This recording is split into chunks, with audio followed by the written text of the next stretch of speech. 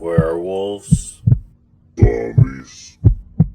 Massacres. Okay, man. I'm counting on you. What do we got? I don't know. Werewolves. No, man. No, not for the start. Zombies. Nope. Giants. Nope. Monsters. Nope. Demons. Nope. Overrated, overdone. Come on, like juicy, something different, something to start this shit with, like something big, something never done before. Purple octopuses. No, I don't know what's cool, but Cabins are overrated. How about swamps? okay, Girls. okay, cool. Massacres. Gotta have bikinis. Girl, swamp, Bikini Swamp bikini Girl Massacre. swamp girl massacre. See, I always know I can count on you, man.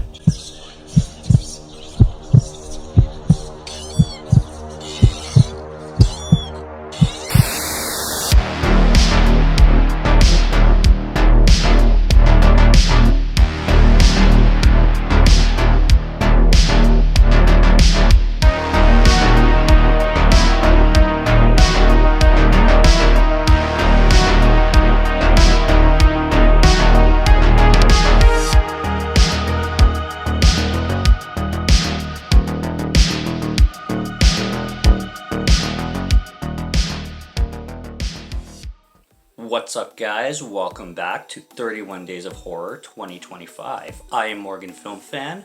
Let's jump into some scares.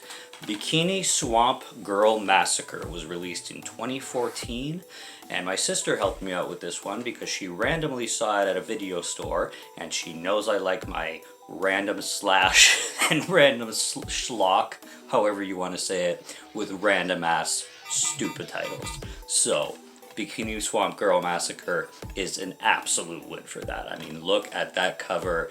Anybody who loves a B-movie and is a bad movie aficionado like myself, go check out my bad movie aficionado reviews, knows I'm gonna be all over this. So this is a trauma film, which trauma films are always hit and miss, but you know exactly what you're gonna get out of trauma films. This was directed by Aiden Dillard, if I'm pronouncing that correctly.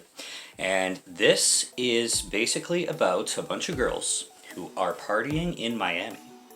And they decide to go on a trip into the Everglades, which is, it very much looks like Louisiana. I was wondering if it was Louisiana, because I heard of the Everglades, but I am a Canadian person. I'm not absolutely educated in the United States geography, but the Everglades are located in Florida. So they go there, and it's very swampy, and it's very, alligators everywhere, and they go on an adventure, and then they have to fight an ancient evil. This is a slasher film, and it plays off as a slasher film, but one of the lowest budget and cheapest that you can ever get your hands on. If you love Jersey Shore, you're gonna hate this film, because this is basically a Jersey Shore spoof, I would consider it. If you hate Jersey Shore, you're gonna hate this film, because this is pretty much Jersey Shore, but even cheaper and worse acting. Do they even act on Jersey Shore? I don't even know. But if they do, the acting in this film is worse. The villain in here is named Kuachobi. And Kuachobi is a native of somewhere in the United States of America. And he is basically looking for a wife to breed with.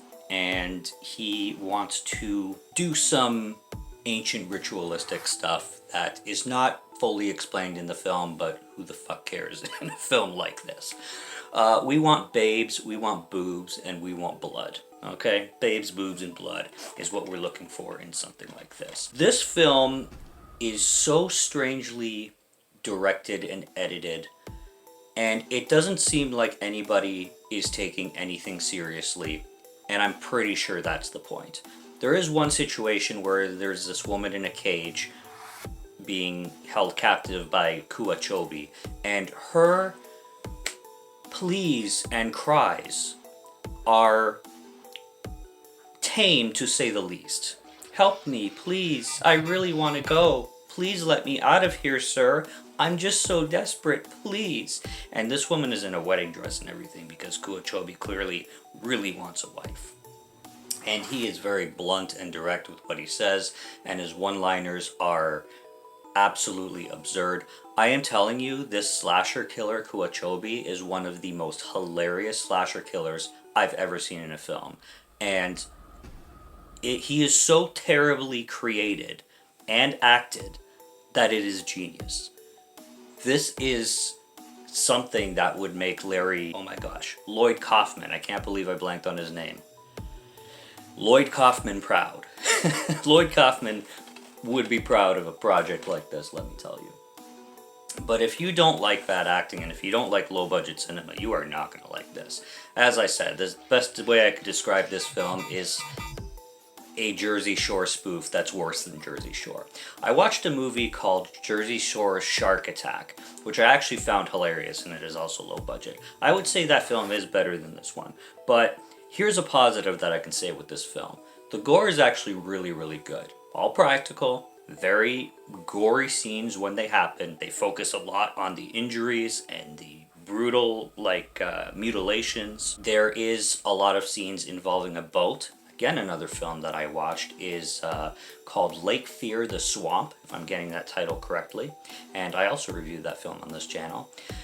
Also takes place on a Louisiana-style, Everglades-style landscape. So, lots of alligators.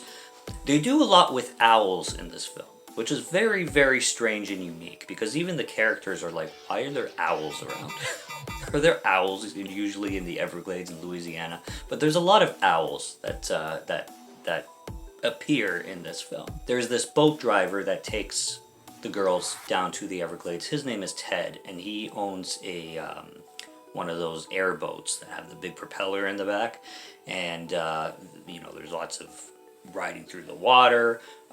For a film with this budget, I say the cinematography is half decent. I'm not gonna lie. Probably a lot of B-roll that they got from stock footage here and there, but it could be worse when it comes to the cinematography when you're talking about a film called Bikini Swamp Girl Massacre. All the girls are beautiful. I would say my favorite is Claire. Claire has a bit of a short haircut, and I usually am not a fan on short hair on women. However, the ones that can pull it off extremely well.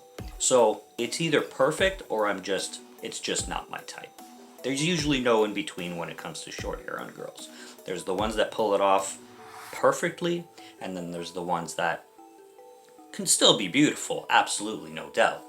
But preference-wise, I usually like long hair on girls. However, Claire has this short haircut that she pulls off perfectly. Skin tone, beautiful, everything. And then we have another girl named Sandy, I believe. I'm very bad with names, and with the amount of girls in this film, it's very hard to keep track of all of them. We have one named Mama Bear, which that's an easy name to remember, especially because she is the leader of the group, of the pact. And then there is this other character named Rob, who also comes in as a lure explainer, and he says to avoid Ted and stay away from Ted, and Ted says to avoid Rob and stay away from Rob. So we get a who do we trust kind of scenario when it comes to these two guys. But again, Rob, I am telling you, the way he delivers his lines, again, is like, okay, we should get on this boat right now. It's really dangerous. We have to leave immediately. I mean, we're not even trying here. We're just trying to put a schlocky, booby-filled movie together with some gore everywhere and an absolute ridiculously hilarious villain. I'm telling you, the villain is gold. Watch this for the villain, if anything, because you have to see this man to believe this man. The ending of this film is so abrupt and so fast. It's one of those things where they cut to 6 months later, and I mean, the last scene is like 20 seconds. And I'm not, without spoiling anything, I'm just going to say that you get something happening at the end of the film that reminded me of A Nightmare on Elm Street. I'll just put it that way. So I don't get too much into detail. For anybody who's seen this film, you know exactly what I'm talking about, and it is fucking ridiculous. Okay. So Bikini Swamp Girl Massacre, just absolutely know who you are before you get into this film. That's all I can say. I liked it. Clearly, It's Alive is a much better film in every way than this is. But I can almost say that this film is more fun, especially when you're in the mood. You always get in the mood for a just B-movie schlock fest. It's one of those films where you just want to take shots and smoke weed and just kick back with your friends and laugh your ass off. It's one of those things. So, again, know who you are getting into that film. It's a fun time, and it's got some good gore. And Kuachobi, you are my hero villain for a while. Thanks for day 2. And hope you enjoyed that review. There's plenty more to come, so I hope you're having a very good spooky season. And I hope you are keeping things spooky and keeping the Halloween atmosphere alive. Sleep tight tonight.